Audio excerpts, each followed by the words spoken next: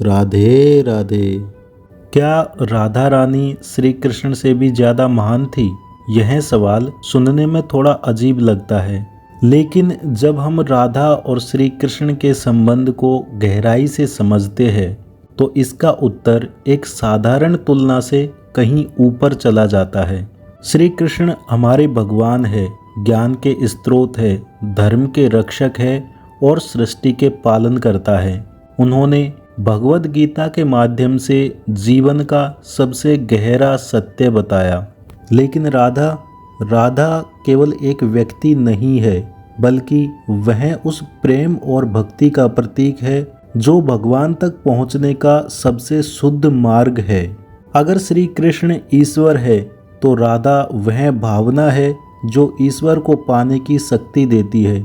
अगर कृष्ण परम सत्य है तो राधा उस सत्य को अनुभव करने का मार्ग है। इसलिए कई भक्तों के लिए राधा का स्थान इतना ऊंचा माना जाता है, क्योंकि बिना प्रेम और भक्ति के भगवान तक पहुंचना संभव ही नहीं। कहा जाता है कि कृष्ण को समझने के लिए ज्ञान चाहिए, लेकिन राधा रानी को समझने के लिए सिर्फ प्रेम चाहिए।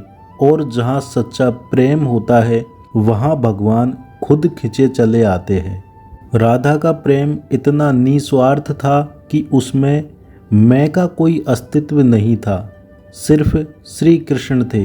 यही कारण है कि राधा को भक्ति की पराकाष्ठा कहा जाता है। लेकिन क्या इसका मतलब ये है कि राधा श्री कृष्ण से भी ज़्यादा महान थी? शायद नहीं, क्योंकि यह तुलना ही गलत है। राधा और कृष्ण दो नहीं है, वे एक ही चेतना के दो रूप है। एक वह जो पूजनीय है और दूसरा वह जो पूजा का भाव है। एक भगवान का स्वरूप है और दूसरा उस भगवान तक पहुँचने का मार्ग। असल में कृष्ण बिना राधा के अधूरे है, क्योंकि भगवान को भी प्रकट होने के लिए प्रेम चाहिए, और राधा बिना कृष्ण के अधूरी है, क्योंकि उनका अस्तित्व ही कृष्ण को समर्पित है। इसलिए सच्चाई ये नहीं कि कौन बड़ा है, बल्कि ये है कि दोनों मिलकर ही पूर्ण है।